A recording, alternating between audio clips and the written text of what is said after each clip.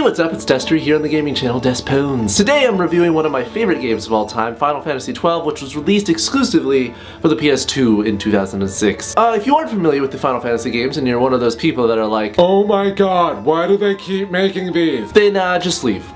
Just leave. The Final Fantasy games are nothing at all like the Shrek movies, where I find myself asking that same question. Why do they keep making these? Please stop. Anyways, this video is not about Shrek, thank God. It is about Final Fantasy XII and why I love it so much. Each Final Fantasy is more unique than its previous, from its settings to its characters and even its worlds, and Final Fantasy XII is no exception. As soon as the game starts, you are immersed in a realistic world of beauty. You soon find out that the world of Ivalice is a world at war. Corruption within governments causes the downfall of a city which you happen to be a citizen of. In this game, you play as a character named Vaughn, who until the very end of the game you absolutely hate. But fear not, along your journey to reclaim the city of Rabanastre from the Arcadian Imperial Empire, you get a lot more companions, from princesses to pirates to weird, sexy bunny creatures. That's right, I'm talking about you, Fran.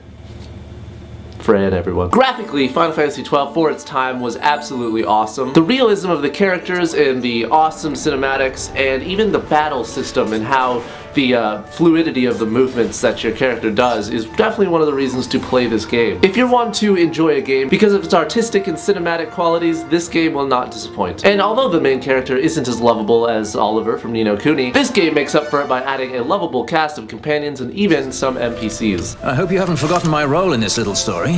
I'm the leading man. You know what they say about the leading man?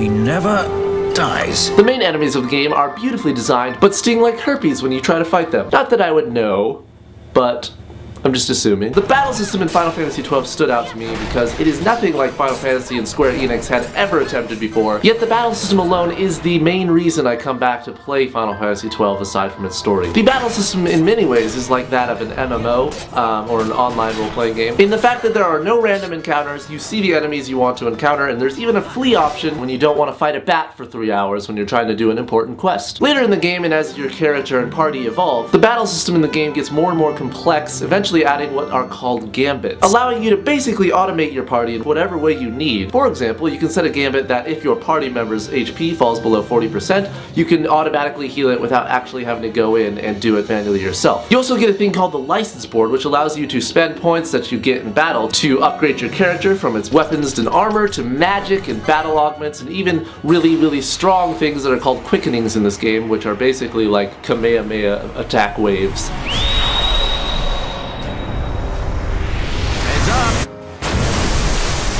In addition, any Final Fantasy game isn't complete without giant attacks in this game called mists, and summoning giant creatures to aid you in battle. The license board and gambits are easily the thing that will make or break this game for you. In my own experience, I absolutely loved the license board and gambit system, mostly because it gave you the awesome ability of being able to let anyone in your party be whoever you wanted them to be. And you could focus on making your team be stronger as just a whole, or you could set people to be individually badass by themselves. Story-wise, Final Fantasy XII is both complicated and intelligent. The insane vocabulary of all the characters just means that this is not a game that you want to play while you are entertaining 11-year-olds at your house or something, which sounds inappropriate, but if you're like a babysitter, don't play this game for them. Just don't. You can play Skylanders! Woo! The story, though, is very much Star Wars in many ways. I've even matched up some of the characters that are in Final Fantasy XII to Star Wars characters, like they are just so similar. If you've ever read or watched Full Metal Alchemist, you'll know that that story is very drama-oriented towards the government and the corruption within it. In many ways, Final Fantasy XII is the same, drama-oriented towards the government, while obviously adding, you know, dramatic plot twists and shit. I ended that sentence with, "and shit." What a great review this is. The music of Final Fantasy XII is holy shit amazing. It is perfect in every way.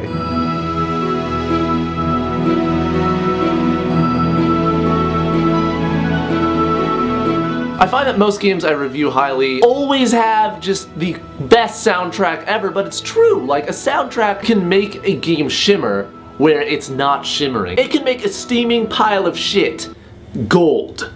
a gold steaming pile of shit. Doesn't sound that cool, but in my head it was. But the music just really creates a scenery in your head as well as on the screen. It makes it more than just pixels on a screen. It becomes a culture. You go into a place and it starts playing kind of like Arabian style music. You know, like, oh, this is obviously a desert town, not only because I can see it is, but because I can feel that it is. Of course, Final Fantasy has always been one that has awesome soundtracks, so I can't really, you know, boast about it too much, but just trust me on this one that the soundtrack is definitely one of the reasons to play the game. But now onto the cons of the game. You may note throughout the beginning of the game that it's a little bit hard to get into. You're confused a lot. You're lost. You're wondering, like, where the hell is this gonna get interesting? I myself have no problem with slow intros into story and gameplay, but I know many younger players will not give this game an honest shot just because in the beginning you find yourself not caring that much. Another con in the game is its fast travel system. Basically, you fast travel in this game by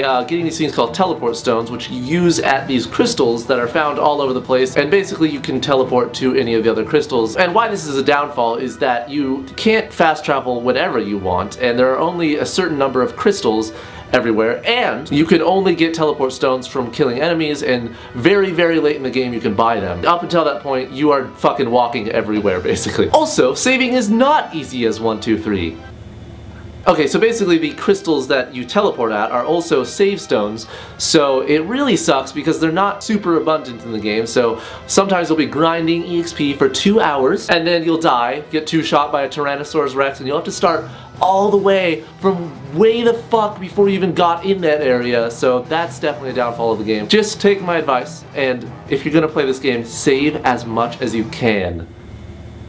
Do it. Anyways though, Final Fantasy XII is a game that I highly recommend anyone play if you like playing something off the beaten track. Overall, I give it a 9.5 out of 10 and a stamp that says play this game. But thanks for watching another Despwns review. Next I'll be reviewing the Kingdoms of Amalur: Reckoning, if you've ever heard of that game. And if there's any games that you have in mind that you want me to review, make sure you leave those in the comments below, and I'll be looking through those, and your comment could be picked to be on the next review. Until then, I will see you later, and thanks for watching. I'd say you're in more of a supporting role. Fran, please.